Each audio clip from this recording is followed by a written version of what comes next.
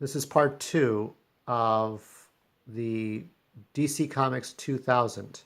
So we have the crossover of the JLA and the JSA, Justice Society of America. So after Spectre destroys that laptop, or he called it the informatoscope, some weird 1940s version of trying to name things, because we abbreviate things and have slang for everything these days.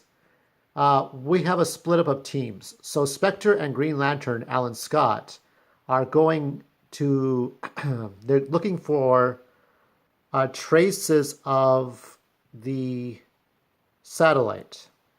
Now, the satellites were not a thing until later on after, I think during the Cold War and after the Cold War, you had started to have satellites.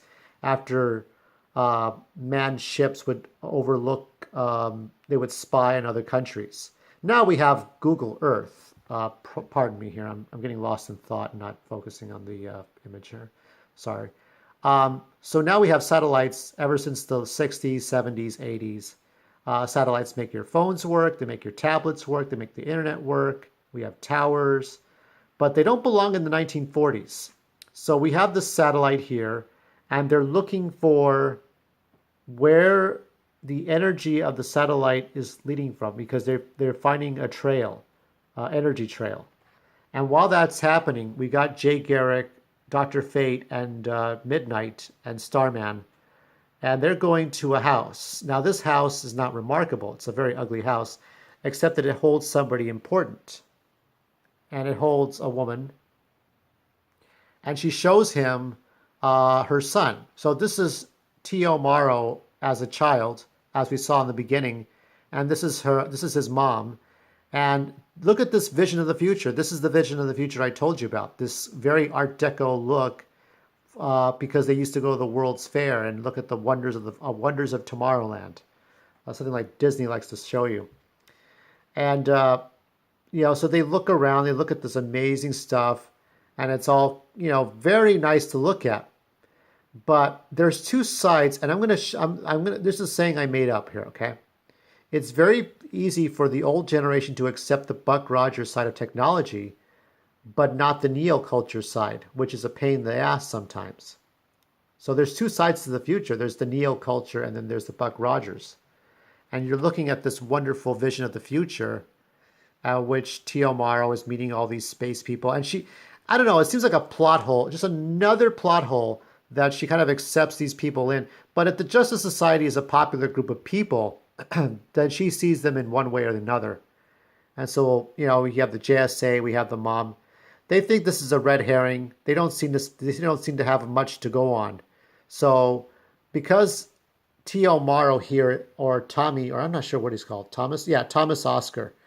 Thomas Oscar Morrow, or Tommy, really isn't a criminal here. He's just some kid that's playing with his toys. And we don't see much of him except in the beginning and in pieces here and there. But on the moon, we see Alan Scott and the Spectre. They look around, they find these treasures. And inside these treasures are all the artifacts of the future, of our future the way we know it, right? But they find something else. And how obvious was this? Alan Scott reveals with his ring the Martian Manhunter. And Martian Manhunter tries to convince them that, they're friends. At this point, the Spectre is not willing to accept what this creature is. And it kind of goes with the 1950s B movies. If you remember your B movies, right? In the B movies, you had the alien from Dimension X, you had the giant brain, you had giant, ant creatures would crawl across the screen, but they were small, but they looked bigger. And it's sort of it kind of reflects on the prejudices of alien kind in those 1950s movies. So we move on from here. So Martian Manhunter is captured, and they're trying to figure out what to do. At this point, the Justice Society is at a crossroads. They meet these future superheroes. They have this future technology hanging around. Here's this guy. But they don't remember, this is told from the Justice Society of America's point of view. and not the Justice Leagues, which makes it very cool. We're looking at it from the old man's point of view. But watch what happens next. So here's this wonderful splash cover. This is really nice. Batman, Superman, Aquaman, Wonder Woman, Flash, Adam, Kyle Rayner. So this is not exactly a team-up crossover that people are used to. This is something much more than the conventional thing. And you're going to see what this kind of leads to. At this point, they try to, the Justice League tries to convince them, look, they went on a cosmic treadmill. The Flash, during this time, Barry Allen was still dead in the year 2000. So you had Wally West as the Flash. For those of you who just watched the TV show, Wally West is white, of course, with red hair. And Wally West is Barry's nephew, who takes over when Barry died in the Crisis on Infinite Earths. And Barry Allen Flash, in the year 2000, which would be our time if we go back 18 years, and he goes on, takes them on a cosmic treadmill to go back to 1940. So we get now what their role is here, but it was important to see it from the 1940 point of view, like as though everything was from that old time. Meanwhile, we're looking at these characters, and we're looking at Tommy Morrow from the alternate future 2000, which is that Buck Rogers technology, but then you have these sort of, in an H.G. Wells perspective, the Morlocks, the ugly creatures, the mutants in the bottom, and the ghettos in the bottom of the dirt. But you have this beautiful city on top, kind of like Coruscant, and then 1313, if you want to make that analogy. And they have a little, claptrap amongst each other, and Jay Garrick invites them to have a dinner. So there's a banquet. We have the two Flashes here. We have the two Adams here having a conversation. We have Spectre, I think, talking to Aquaman. It's hard to tell in this mess of things, but that is Aquaman there. We have Batman. We have Batman talking to Sandman, the original Sandman, Wesley Dodds. We have Midnight. We have Hawkman. We have Fate talking to Lantern and the two Lanterns. Hourman. We have Wonder Woman and Hawk. She's trying to get her to be independent, but that kind of stuff won't happen until the 60s and 70s with women's lib movements. After the assassinations of the two Kennedys and Dr. King, and drugs. But that what I just said right now, hold on to that thought because we're getting into that very soon. So they're all having a nice conversation. Here's Superman. Here is Starman. And where is the Martian? Where is John Jones? So now they figured out what was going on. Martian Manhunter has taken all the treasures, all the modern technology that we know, that's our stuff, and is trying to get it out of there. And this is when the whole nice cordial dinner starts to have a real pissing end. And it's up to the Spectre, of course, to be the giant hammer in all things and just kind of put a boot up everything. So he takes the Justice League and puts them in a giant bubble. Bubble of Judgment? I'm not sure what to call it. It's more powerful than any ring construct, and the Flash can't get out of that. And the Spectre is able to read their souls and figure out exactly what is happening here. So we get the backstory of Tommy Morrow.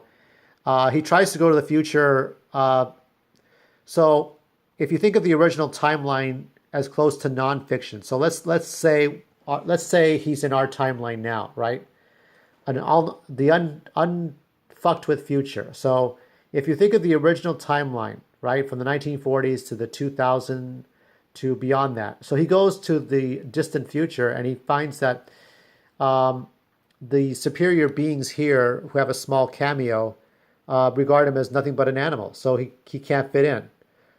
Tommy Morrow cannot fit in with this future that he's trying to fit into, and so he doesn't like this distant future. It could be the 30th century, it could be the 40th century, it could be the 50th century, who knows, right?